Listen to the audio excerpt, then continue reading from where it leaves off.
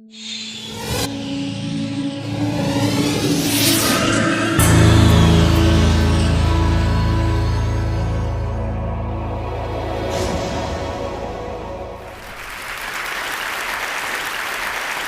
few weeks ago, I was in my studio in Paris, and the phone rang, and I heard, "Hey, JR, you won the TED Prize 2011.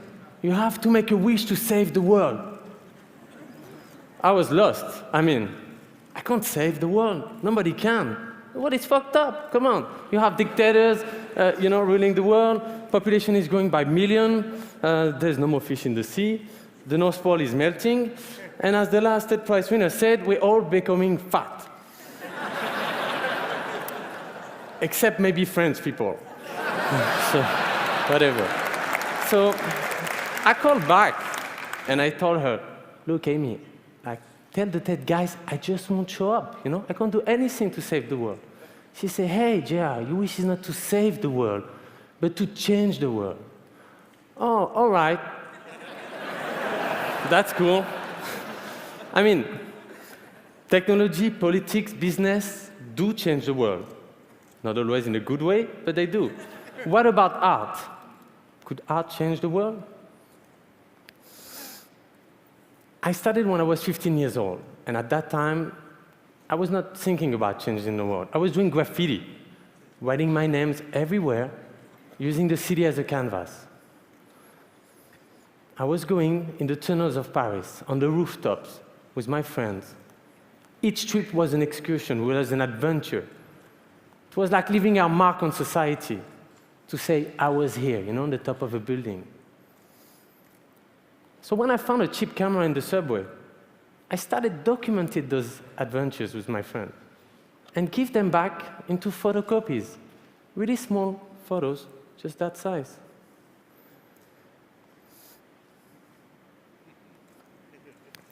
That's how, at 17 years old, I started pasting them. And I did my first expo de rue, which means sidewalk gallery. And I framed it with colors so you would not confuse it with advertising. The city is the best gallery I could imagine. I would never have to make a book and then present it to a gallery and let them decide if my work was, nice enough to show it to people. I would confront it directly with the public, in the streets. So that's Paris.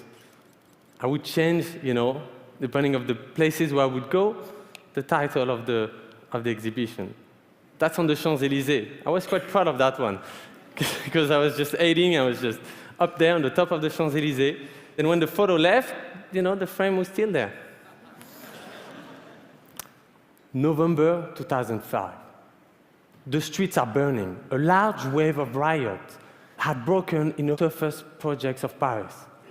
Everyone was glued to the TV, watching disturbing, frightening images taken from the edge of the neighborhood. These kids, without control, throwing Molotov cocktail, attacking the cops and the firemen, looting everything they could in the shops.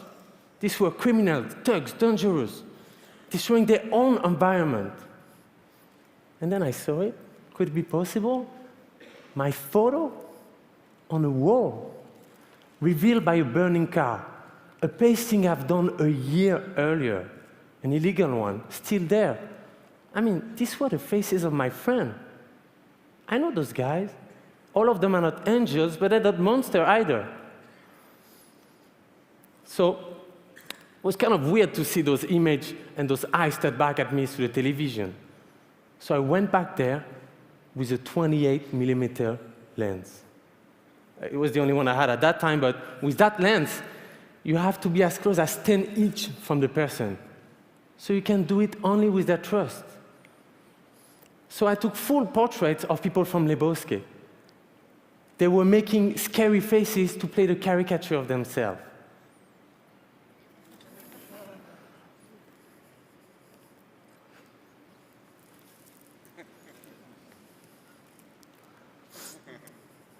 And then I pasted huge poster everywhere in the bourgeois area of Paris with their name, age, even building number of these guys.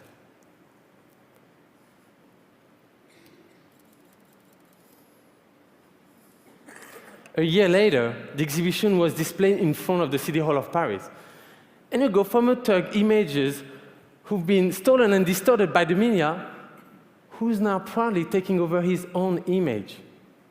That's where I realized the power of paper and glue.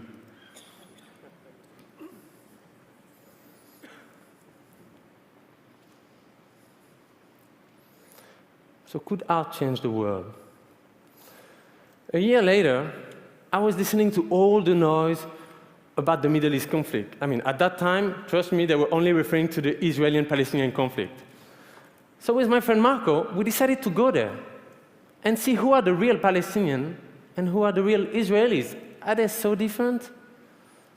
When we got there, we just went in the street, started talking with people everywhere, and we realized that things were a bit different from the rhetoric we heard in the media. So we decided to take portraits of Palestinians and Israelis doing the same jobs. Taxi driver, lawyer, cooks. Ask them to make a face as a sign of commitment. Not a smile that really doesn't tell about who you are and what you feel. They all accepted to be pasted next to the other. I decided to paste in 8 Israeli and Palestinian cities. And on both sides of the wall, we launched the biggest illegal art exhibition ever. We called the project Face to Face. The experts say, no way. the people will not accept. The army will shoot you. The Hamas will kidnap you. We say, OK, let's try and push as far as we can. I love the way that people will ask me, how big will be my photo? Oh, it will be as big as your house. When we did the wall, we did the Palestinian side. So we arrived with just ladders, and we realized that they were not high enough, you know? And so a Palestinian guy said, OK, calm down, no way, I'm going to find you a solution. So he went to the Church of Nativity and bring back an old ladder that was so old that it could have seen Jesus being born. We did face-to-face with only 6 friends, 2 ladders, 2 brushes, a rented car, a camera, and 20,000 square feet of paper. We had all sorts of help from all walks of life. OK, for example, that's Palestine. We're in Ramallah right now. We're pasting portraits, so both portraits in the streets in a crowded market. People come around us and start asking, what are you doing here? Oh, we're actually doing an art project, and we're pasting an Israeli and a Palestinian doing the same job. And those ones are actually 2 taxi drivers. And then there was always a silence. You mean you're pasting an Israeli face, doing a face right here? Yeah, that's part of the project. And then I would always leave that moment, and we would ask them, so can you tell me who is who? And most of them couldn't say. So. We even pasted on Israeli military tower, and nothing happened. When you paste an image, it's just paper and glue. I mean, people can tear it, tag on it, or even pee on it. Even some are a bit high up for that, I agree, but the people in the street, they are the curator, The rain and the wind will take them off anyway. They are not meant to stay. But exactly 4 years now after, the photos, most of them are still there. Face to Face demonstrated that what we thought impossible was possible. And you know what? Even easy. We didn't push the limit. We just showed that they were further than anyone thought. In the Middle East, I experienced my work in places with not much museum. So the reaction in the street were, kind of interesting. So I decided to go further in this direction and go in places where there is 0 museums. When you go around in these developing societies, women are the pillars of their community. But the men are still the one holding the streets. So I was inspired to create a project where men will pay tribute to women by posting their photos. I call that project Women Are Heroes. When I listened to all the stories, everywhere I went on the continents, I couldn't always understand the complicated circumstances of their conflict. I just observed. Sometimes there was no words, no sentence, just tears. I just took their pictures and pasted them. Women Are Heroes took me around the world. Most of the places I went to, I decided to go there because I've heard about it through the media. So for example, in June 2008, I was watching TV in Paris, and then I heard about this terrible thing that happened in Rio de Janeiro, in the first favela of Brazil named Providencia. 3 kids, that was 3 students, were controlled by the army because they were not carrying their papers, and the army took them. And instead of bringing them to the police station, they bring them to an enemy favela, where they got chopped into pieces. I was shocked. All Brazil was shocked. I heard that it was one of the most violent favelas because the largest drug cartel controls it. So I decided to go there. When I arrived, I didn't have any contact with any NGO. There was none in place. No association, no NGOs, nothing. No eyes witness. So we just walked around, and we met a woman. And I showed her my book, and she said, you know what? We're hungry of culture.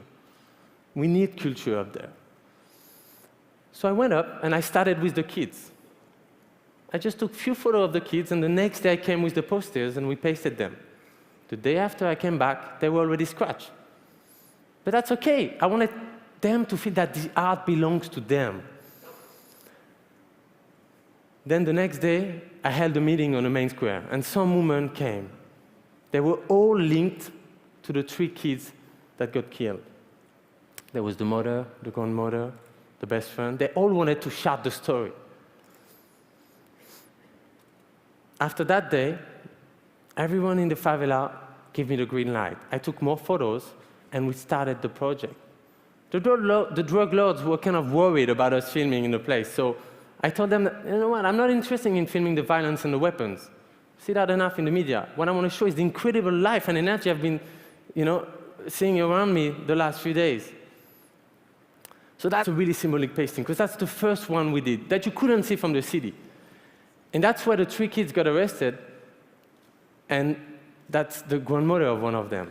And on that stairs, that's where the traffic control would stand, and there's a lot of exchange of fire. Everyone there understood the project. And then we pasted everywhere, the whole hill. Thank you.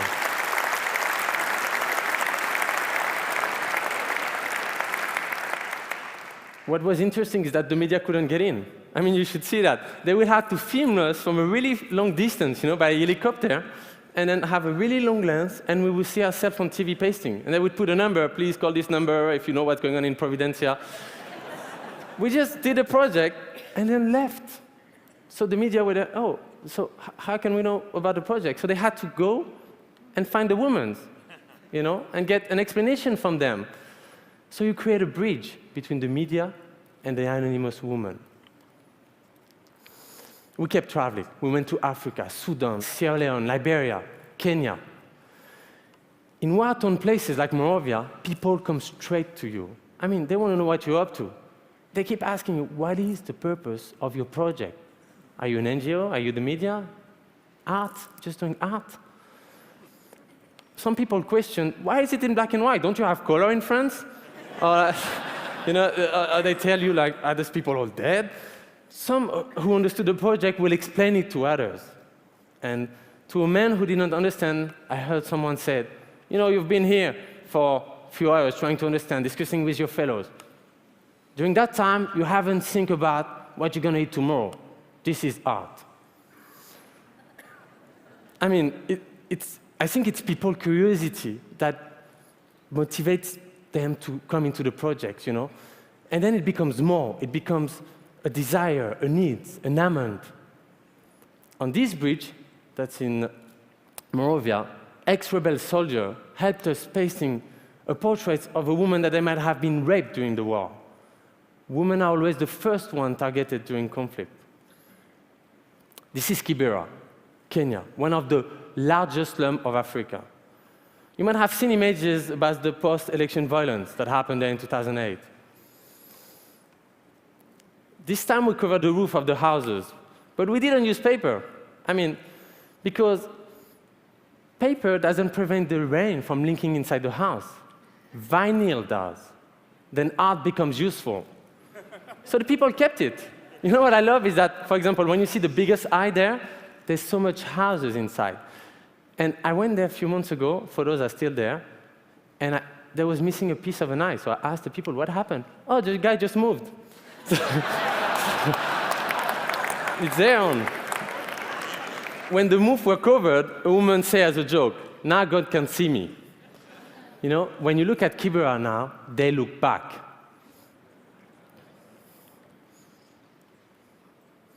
Okay, India.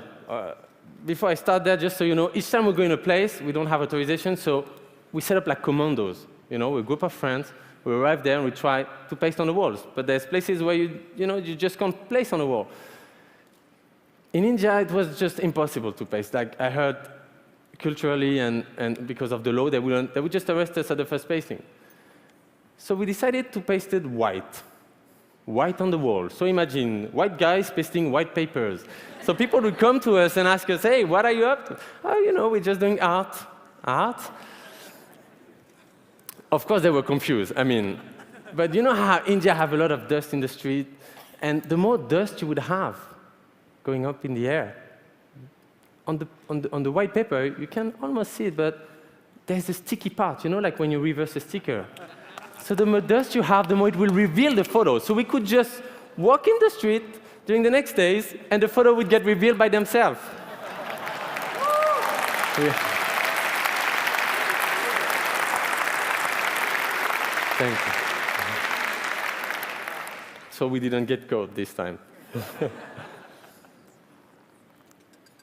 Each project, that's a film from Women Are Heroes. Okay, for each project we do a film, and most of what you see here, that's a trailer from Women Are Heroes. It's images, photography, taken one after the others.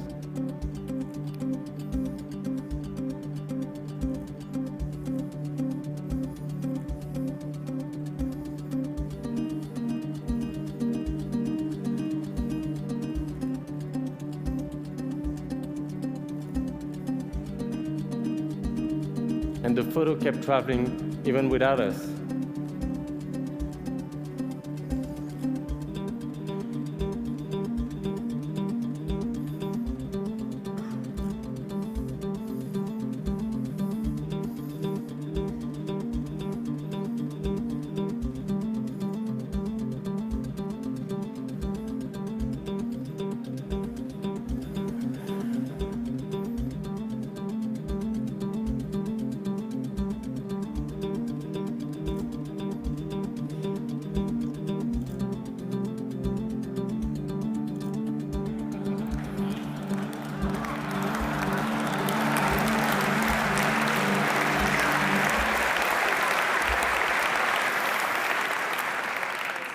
Hopefully you'll see the film and you understand the scope of the project and what the people felt when they saw those photos. Because that's a big part of it. There's layers behind each photo, behind each image. There's the story.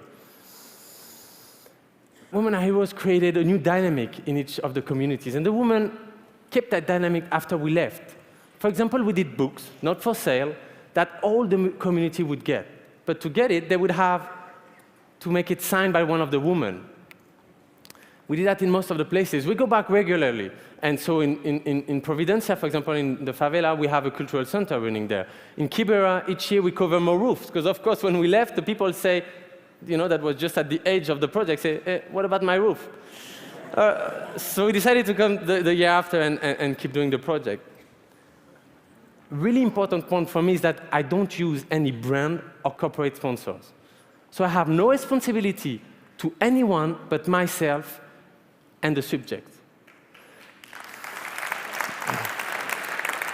And that is, for me, like one of the most important things in the work.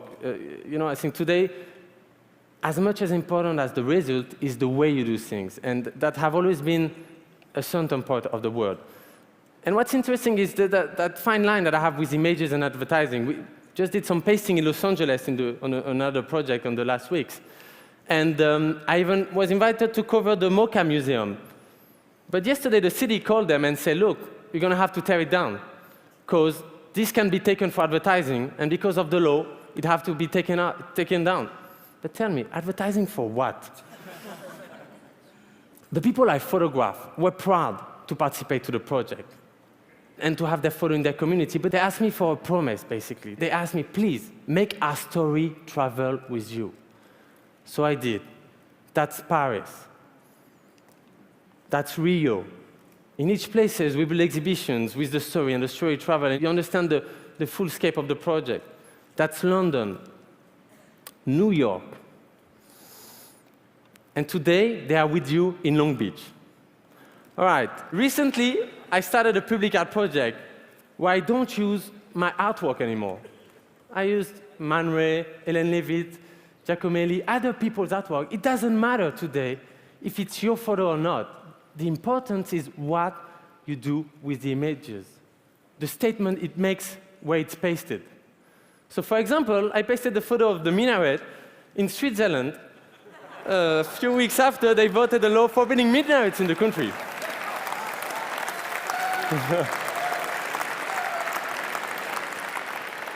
This image of three men wearing gas masks were taken in Chernobyl originally, and I pasted it in southern Italy, where the mafia sometimes bury the garbage under the ground.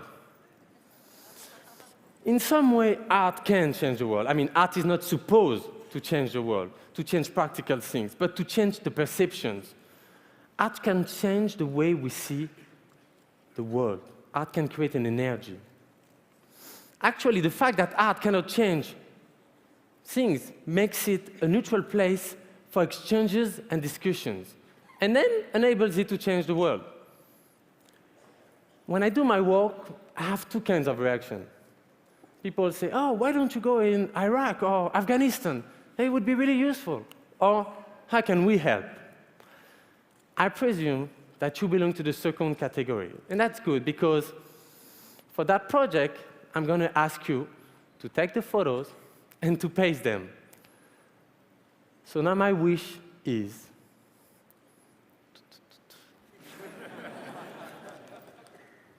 I wish for you to stand up for what you care about. By participating in a global art project, and together we'll turn the world inside out. And this starts right now. Yes, everyone in the room, everyone watching. I wanted that wish to actually start now. So a subject you're passionate about, a person you want to tell the story, or even your own photo. Tell me what you stand for. Take the photo, the portraits, upload it. I'll give you all the details, and I'll send you back your poster. Join by groups and reveal things to the world. There's full details on the website, InsideArtProject.net, that is launching today. What we see changes who we are. When we act together, the whole thing is much more than the sum of the parts. So I hope that together we'll create something that the world will remember. And this starts right now and depends on you. Thank you.